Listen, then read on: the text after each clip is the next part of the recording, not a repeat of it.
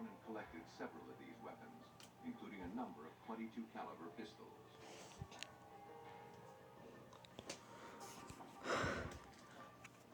The weapons were forwarded to Chris Johnson at the Oregon State Police Crime Lab.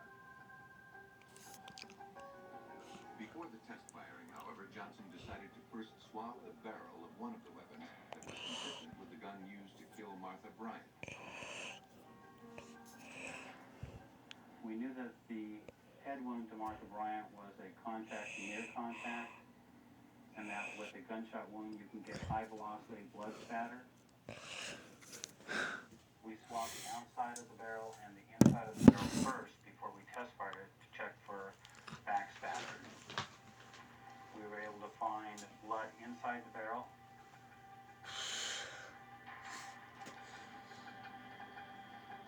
DNA testing showed the blood on the inside of the gun barrel was consistent with blood recovered at autopsy from murder victim Martha Bryant.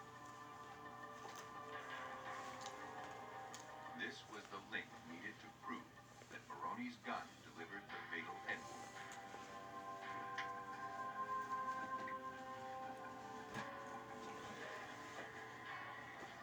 Examiners at the crime lab were also able to conclusively tie another of Baroni's .22 caliber guns to the murder of Shanti Wooding.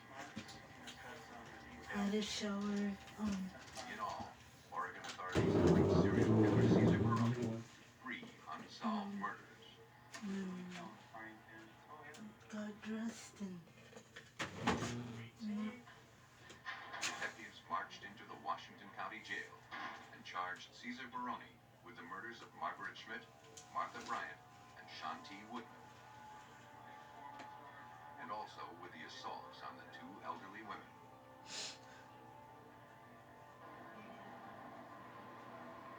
Based on the evidence, police believe that Baroni constantly prowled the area, searching for vulnerable women to abduct, molest, and kill. He targeted elderly women. Anyone who crossed his path was a potential victim.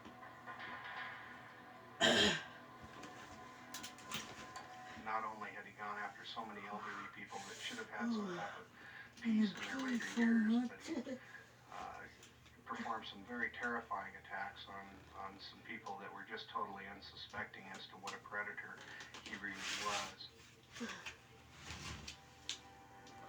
Caesar Baroni stood trial for the murders of Martha Bryant, Shanti Woodman, and Margaret Schmidt. In all 3 trials, he was sentenced to death.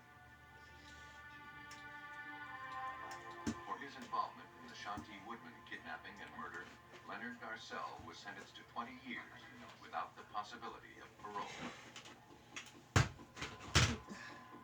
Serial killer Caesar Baroni waited until his victims were alone before attacking.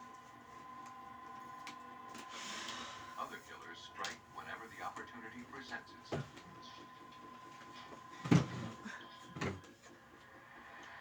Atascadero is known as a small, peaceful town nestled in the foothills of California's beautiful Central Coast. But a handgun will shatter the tranquility of any town. Atascadero is no exception.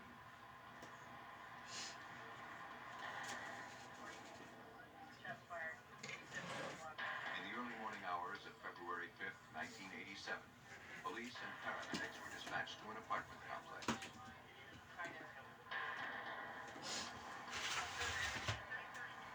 There, they discovered the body of a young woman lying on the sidewalk.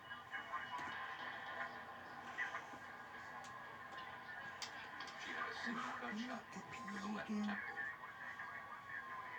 The emergency team also removed a nylon stocking that had been used to gag the victim.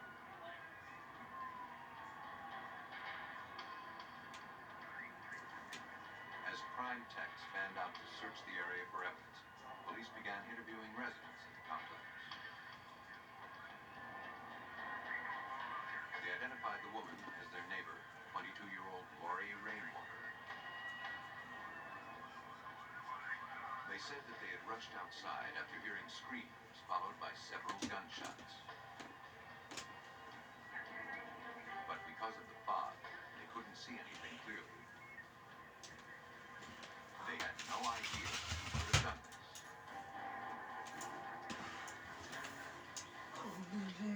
search for clues continued, police discovered another victim at the rear of the building.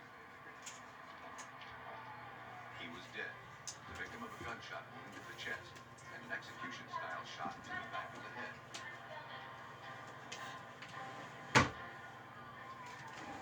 He had also been gagged with a stocking. Neighbors later identified him as Lori's husband, 25-year-old John Rainwater.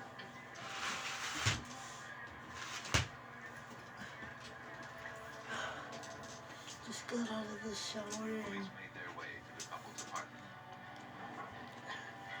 There, they discovered that the bedroom was on fire. now I feel This better.